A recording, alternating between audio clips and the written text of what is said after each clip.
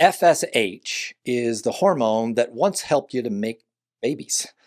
But after menopause, that same hormone can actually start breaking your bones and affecting your memory. This video is all about FSH, or follicle-stimulating hormone. It's an essential hormone for reproduction, but once that baby-making factory is no longer needed, elevated FSH levels can lead to some serious problems, especially in your bones and your brain. This is the third and final video in my series about hormones that actually go up after menopause instead of down. We've talked about cortisol, the stress hormone that has you wide awake at 3 a.m., insulin, the fat storage hormone that's at the heart of insulin resistance, and now FSH, the baby-making hormone that starts breaking your bones and your memory. Each of these hormones is essential in its own way, but when they're too high, they can cause some damage. It's optimal to try and lower those hormones. The key, though, is making sure your hormone levels aren't too high or too low, but they're just right. If the idea of getting all your hormones not too high and not too low, but just right, resonates with you, be sure to take a close look at my Hormone Masterclass. The Menopause Solution helps you clear up any confusion you might have about hormones. You can gain the confidence you need to advocate for your own health with any doctor. After you go through the class, you'll understand why menopause gets so confusing. And more importantly, you'll know the steps that you can take to feel like yourself again. Go to simplehormones.com/optimal to learn more about the masterclass. FSH is a pituitary hormone, meaning it comes from the pituitary gland, which is in the middle of your head underneath your brain.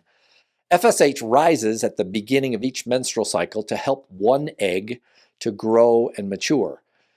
Estrogen goes up in response to FSH. Once estrogen reaches a certain level, it tells the brain to quiet that FSH signal down.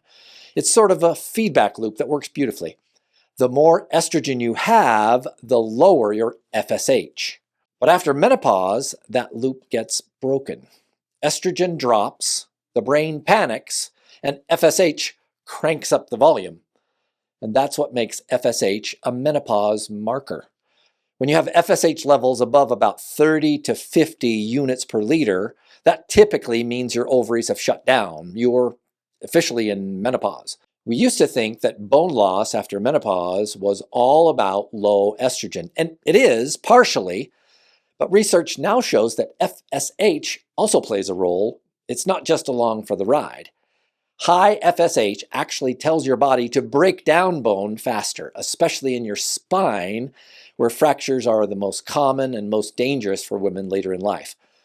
Well, my sweet mother-in-law, Catherine, had crumbling vertebrae because of osteoporosis in her spine. Maybe high FSH could have been to blame for the chronic pain and the fact that she spent her last 10 years in a wheelchair. One study found that FSH explained about 70% of the link between low estrogen and weak bones. In other words, what we thought was just an estrogen problem may actually also be an FSH problem. Even before estrogen levels drop that much, rising FSH has been shown to trigger bone loss. And once FSH hits a certain level, around 15, the risk of bone injury jumps. Another study found that women with the highest FSH levels had a significantly greater risk of hip fractures, even when their estrogen and other hormone levels were factored in. So when it comes to protecting your bones, it's not just about estrogen. That is an important aspect. FSH may be doing more damage than we realized.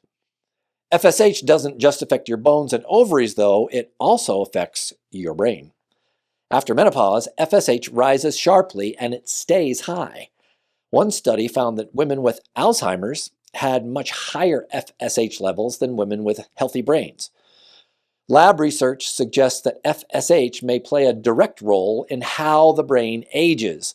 Scientists have found that there are FSH receptors in the part of the brain that's responsible for memory.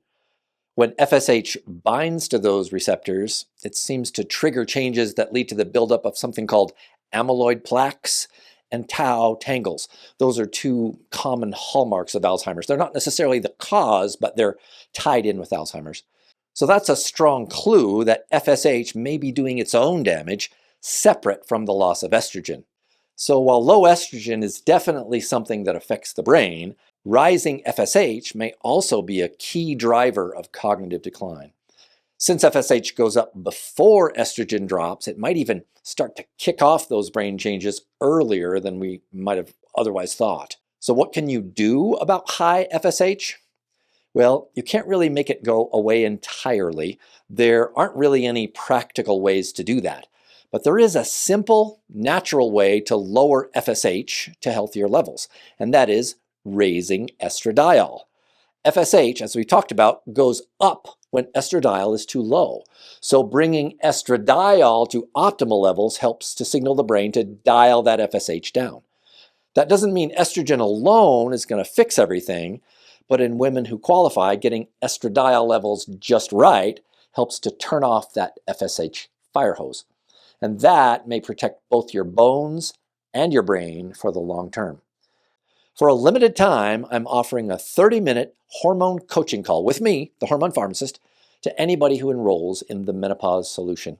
A woman who recently booked a call with me asked how she could make sure her FSH level was optimized so that her bones were protected. And that sort of helped inspire this video. I'm really looking forward to meeting you inside the Menopause Solution.